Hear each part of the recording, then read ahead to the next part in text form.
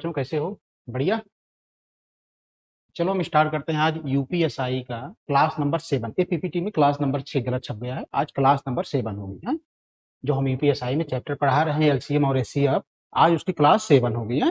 तो आप चलो देखते हैं इसमें आज क्या क्वेश्चन है और हम सॉल्व करते हैं। ठीक है, पहला क्वेश्चन देखिए। यूपीएसआई का क्लास नंबर 7 है आज, उसका आज पहला क्वेश्चन देखिए स्क्रीन पे क्या आता है। बच्चों, इस तरह से सवाल यूपीएसआई में पूछे जाते हैं, यूपी कांस्टेबल, एसएससी जीडी सब सभी एग्जामों में इस तरह से सवाल आते हैं। हैं? ये अच्छा सवाल है। इसको कैसे सॉल्व करते हैं? उन सैनिकों की न्यूनतम संख्या ज्ञात करो जिन्हें 10, 12, 15, 18 और 20 सैनिकों की टुकड़ी और ठोस बल के रूप में तैयार किया जा सकता है। बच्चों, जब भी इस तरह से सवाल आए तो यहाँ पे 2-3 कंसेप्ट हैं, आप समझ लो। यहाँ पे क्या है, 2-3 कंसेप्ट है, आप समझ लो। जब इस तरह से सवाल आए तो समझ जाओ आपको क्या निकालना है, एलसीएम निकालना है। जहां मिनिमम वैल्यू दी रही, जहां मिनिमम वैल्यू दिया रहे वहां पे हमेशा एलसीएम निकालना रहता है, और जहां पे मैक्सिमम वैल्यू दिया रहे वहां पे उसका एचसीएफ निकालते हैं। तो ठीक है, इसमें पहले पूछ रहा है 10, 12, 15, 18, 20, तो सबसे पहले हम इसका क्या निकालेंगे, एलसीएम निकालेंगे। देखो, एलसीएम किसका किसका निकालेंगे? 10, 12, 15, 18, 20। 10, 12, 15, 18, 20। तो जो इसका एलसीएम होगा क्या होगा बच्चों, बताओ? जो इसका एलसीएम होगा क्या होगा? इसमें हम आपको 20 सेकंड दे रहे हैं, टाइम कितना दे रहे हैं, 20 सेकंड। आप सॉल्व करके बताओ। चलो, अच्छा 20 सेकंड हो गया ना, चलो हम सॉल्व करते हैं। तो उसका पहले सबसे पहले एलसीएम करो, सीढ़ी नुमा निकाल लो आप। 10, 12, 15, 18, 20। तो सबसे पहले हम क्या काटते हैं, दो से काटो। दो पंचे 10, दो छंग 12, 15, दो नवा 18, दो दहम 20। फिर दो से काटो, 5, दो तिहाई 6, 15, 9, 5। अब किससे कटेगा, अब 3 से काटो।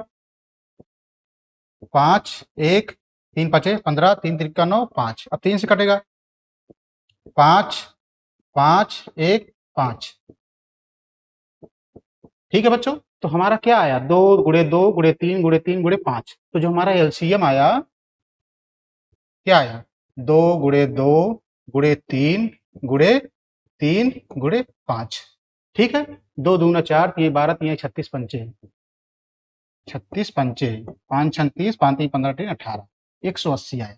यहां तक तो हमने निकाल लिया, लेकिन अब क्या कह रहा है सवाल, और ठोस वर्ग के रूप में तैयार किया जा सकता है, यानी कितना परफेक्ट स्क्वायर हो जाए कि इसको पूर्ण वर्ग बन जाए। तो यहाँ पे देखो बच्चों, तो यहाँ पे कितने कितने की कमी है। देखो, परफेक्ट स्क्वायर के लिए कह रहा है परफेक्ट स्क्वायर, परफेक्ट स्क्वायर बन जाए। इसका मतलब क्या हुआ, 2 गुड़े 2 गुड़े 3 गुड़े 3 गुड़े 5। अगर हम एक 5 से गुणा कर देंगे तो ये हमारा क्या हो जाएगा, परफेक्ट स्क्वायर हो जाएगा। इसका मतलब क्या हुआ, 2 दूना 4, 3 12, 3 36, 36 पचम 25, गुणा करोगे टोटल आ जाएगा हमारा 900। क्या आ जाएगा, 900। यानी हमारा 900 क्या है, option C is right answer. यानी हम 5 से गुणा करेंगे तो जो हमारी संख्या हो जाएगी वो परफेक्ट स्क्वायर हो जाएगी, और वो परफेक्ट स्क्वायर संख्या क्या है, 900 है। 900 किस ऑप्शन में है, ऑप्शन सी में। अर्थात वह छोटी से छोटी संख्या है जो परफेक्ट स्क्वायर हो जाएगी, वो कौन सी ऑप्शन में, 9, यानी सी ऑप्शन है। ठीक है, तो इस तरह से जब सवाल आ जाए बच्चों, तो सबसे पहले हम क्या निकालेंगे, उसका एलसीएम निकालेंगे। उसके बाद उसको परफेक्ट स्क्वायर करने के लिए कितने मल्टीपल की हमें आवश्यकता पड़ रही है, यानी एक 5 की और हमें जरूरत पड़े तो हम 5 से गुणा कर दिए तो हमारा क्या हो जाएगा, पूर्ण। ठीक है बच्चों, तो पहला क्वेश्चन इस तरह से लगेगा। अब हम चलते हैं क्वेश्चन नंबर 2 पे। क्वेश्चन नंबर देखो 2 क्या कह रहा है, ये ऐसा कोई एग्जाम नहीं है जिसमें ये सवाल ना पूछा गया हो। ऐसा कोई एग्जाम नहीं है भारत में वनडे के जो ये पूछा ना गया हो। तो कैसे लगेगा, इसको हम डिवीजन मेथड से लगाते हैं। इसको हम किस तरह से लगाएंगे, डिवीजन मेथड। अब डिवीजन मेथड कैसे है, मैंने पढ़ाया हूँ एलसी में, सीए में, अगर नहीं पढ़े हो तो जान लो कैसे लगेगा। दिया, एक फल विक्रेता बाजार में 1092 सेब और 34-32 संतरे लाता है। वह उन्हें संतरे और सेबों की समान संख्या के ढेरों में इस प्रकार व्यवस्थित करता है कि प्रत्येक ढेर में फलों की अधिकतम संख्या हो। यह संख्या क्या, वह संख्या क्या होगी। तो देखो बच्चों, डिवीजन मेथड,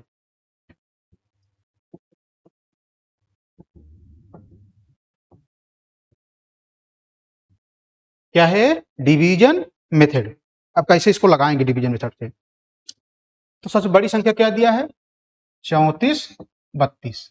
हम इसको भाग दे देंगे 1092 से। किससे भाग दे देंगे, 1092 से। अब कितनी बार जाएगा, 10 तिहाई 3, 3 दूना 6, 3 9 27, 3 1 9 3। अब घटाओ, 12 में 6 गए से, 12 में 7 गए 5, 4 में 2 गए 1। अब देखो 156 बचा। अब जो बचा है इस हम यहाँ पर रख देंगे 1092। अब कितनी बार जाएगा,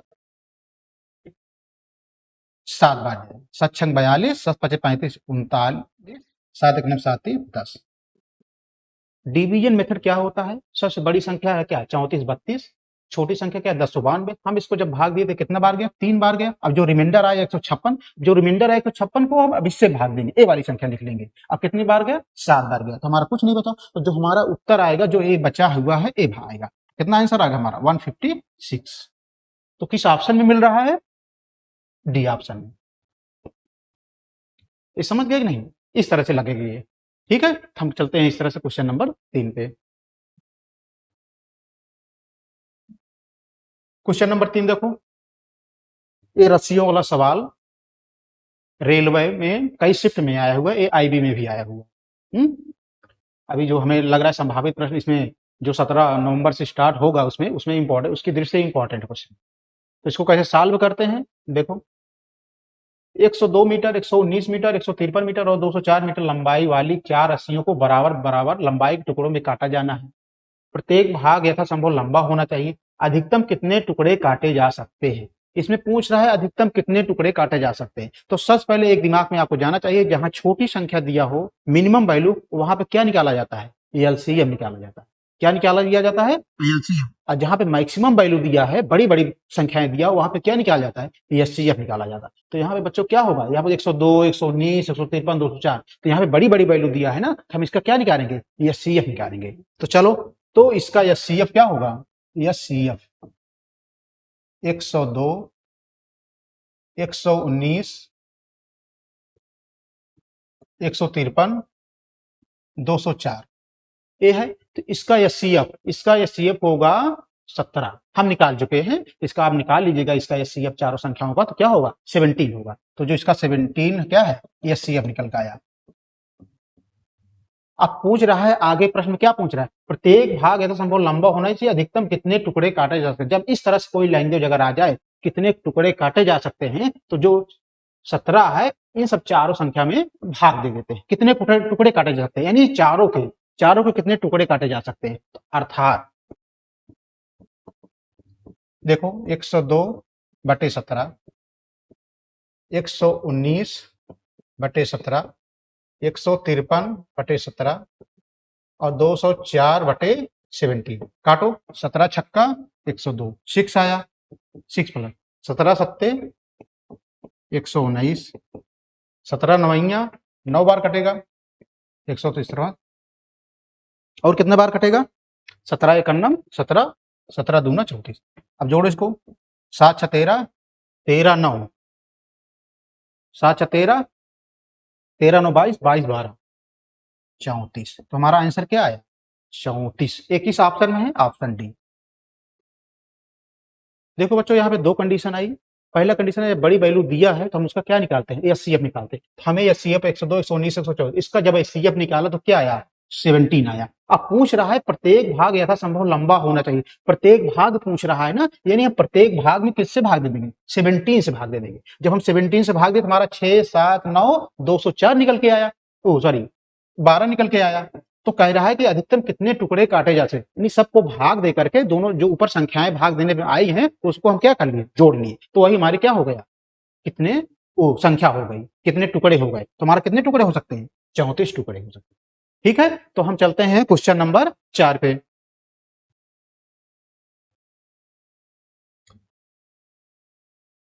एग्जाम में अगर माली वाली सवाल ना आए, गार्डनर वाली सवाल ना आए, तो एग्जामिनर कुछ सोच भी नहीं सकते। इसलिए वो माली वाली सवाल, हर एक ऐसा कोई एग्जाम नहीं होता जिसमें ना आए दबा के, हैं भर भर के सवाल इस तरह से आते हैं माली वाला। चाहे एसएससी जीडी हो, एसएससी सीजीएल हो, प्री मेंस दोनों हो, पीएसएसएल हो, यूपी ट्रिपल एससी पेट हो, रेलवे तो इसको हद कर दिया, कहीं हर एक शिफ्ट में भी पूछना चाहिए, फर्स्ट शिफ्ट हो, सेकंड शिफ्ट, थर्ड शिफ्ट हो। ठीक है, तो इसको आपको समझना जरूरी है कैसे सॉल्व किया जाता है। तो देखो, एक माली के पास रोपने के लिए कुछ पौधे थे। ये बहुत अच्छा सवाल है एसएससी सीजीएल प्री के लिए। एक माली के पास रोपने के लिए कुछ पौधे थे।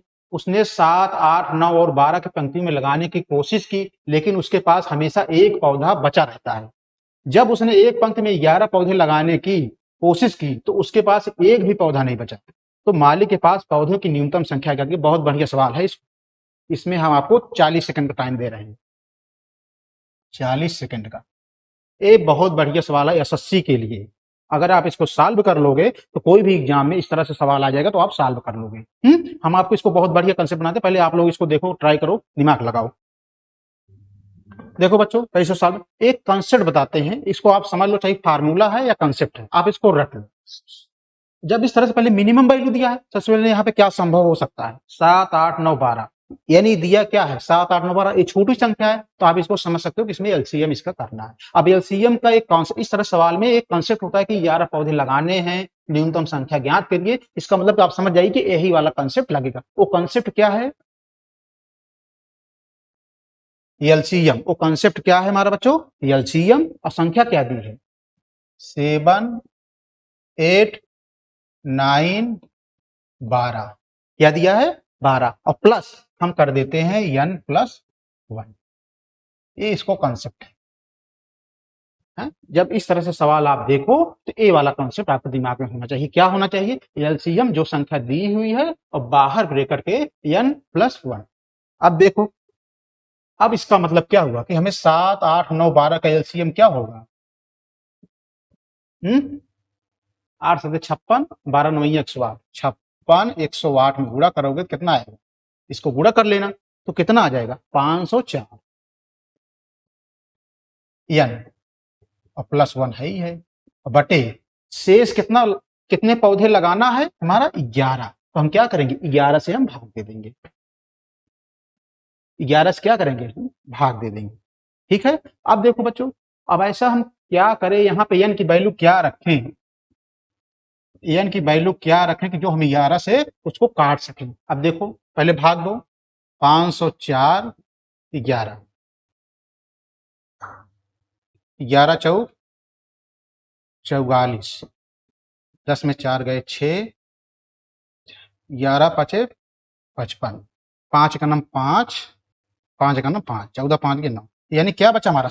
9 बचा ना। तो हम यहाँ क्या लिख देंगे? इसको लिख देंगे हम 9n+1। क्या लिख देंगे हम? 9n+1। ये 9 कहां से आया? देखो, हम 504 को हम 11 से भाग दे, क्या आया? 9n+1 आया। देखो, 9n+1 आया ना, और बटे 11 रखेंगे ही।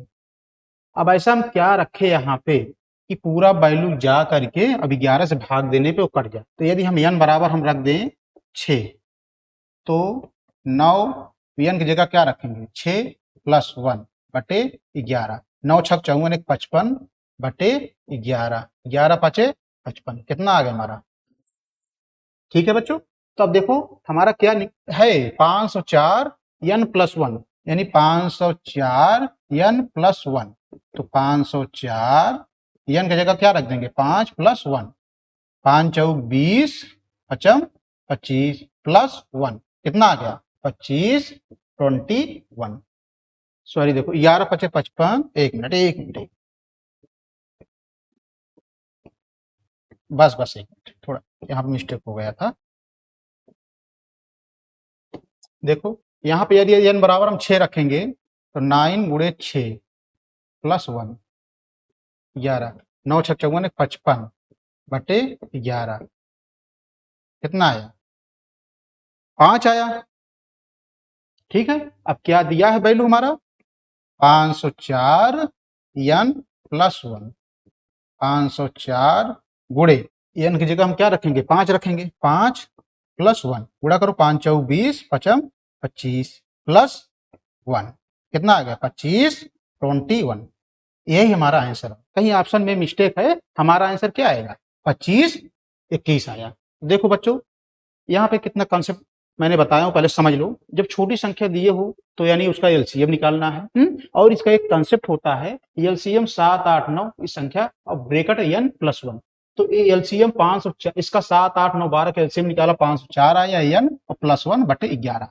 अब देखो हम 504 को हम 11 से भाग देंगे तो हमारा कितना कितना बचा रिमाइंडर 9। तो जो यहाँ पे रिमाइंडर बचे वही 9n और प्लस 1 और बटे 11 है ही है। अब ऐसे n की जगह क्या वैल्यू रखें कि जो हमारा 11 से पूर्ण पूर्ण भाग चला जाए। तो हम अगर 6 रख दिए, क्या रख दिए 6, तो 6 रख दिए तो 9 छक 54 11, हमारा कितना पूर्ण पूर्ण चला गया। लेकिन हाँ आप देखो इसमें जब चला गया तो हमें रखना था 6 रखना था।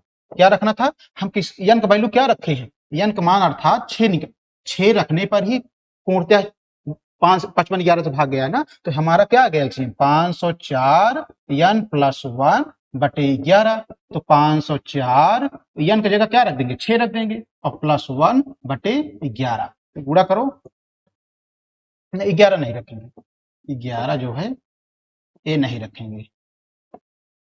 504 गुणे 6 प्लस 1, 5 6 चौक 24, 6 पंचे 30 प्लस 1 कितना हो जाएगा 30 25। तो हमारा किस ऑप्शन मिल रहा है, option D is right answer.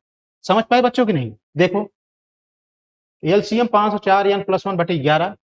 अब जो 11 से हमने 504 से भाग दिया तो 9n प्लस 1 बटे 11। अब ऐसा n के मान क्या रखेंगे जो पूर्णतः 11 से विभाजित हो जाता है। यदि n बराबर 6 रखेंगे तो यहाँ पे n की जगह 6, 6 9 54 55 11 यानी पूर्णतः कट गया। लेकिन क्या रखने पे कटा, n बराबर 6 अर्थात जो n का मान आ गया वो 6 आ गया। अब इस n का मान हम इस वाले ऑप्शन में रख देंगे तो हमारा आंसर आ जाएगा, जो कि आंसर ऑप्शन डी सही है। ये वाला समझ पाए कि नहीं। अब हम चलते हैं क्वेश्चन नंबर 5 पे।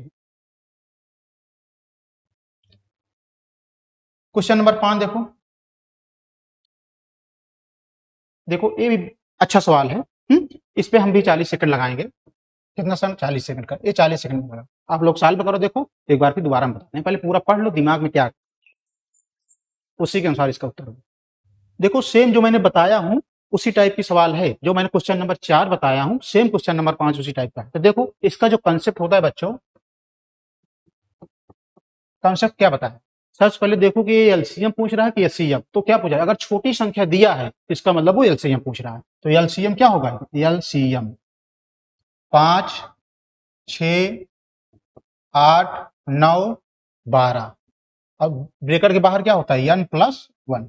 ये होता है कि नहीं, एक कंसेप्ट,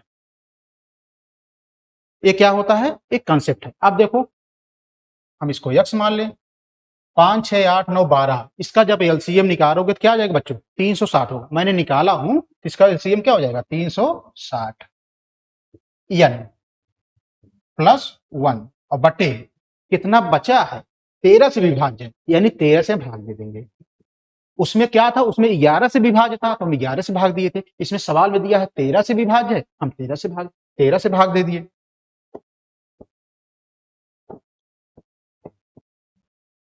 अब भाग दो 360 में 13 से भाग दो, 13 दूना 26, 13 चौको 13 पचे 13 सते 91, 13 सते 91, कितना बचा हमारा रिमाइंडर 9। अर्थात हम क्या लिख देंगे इसको 9n प्लस 1 बटे 13।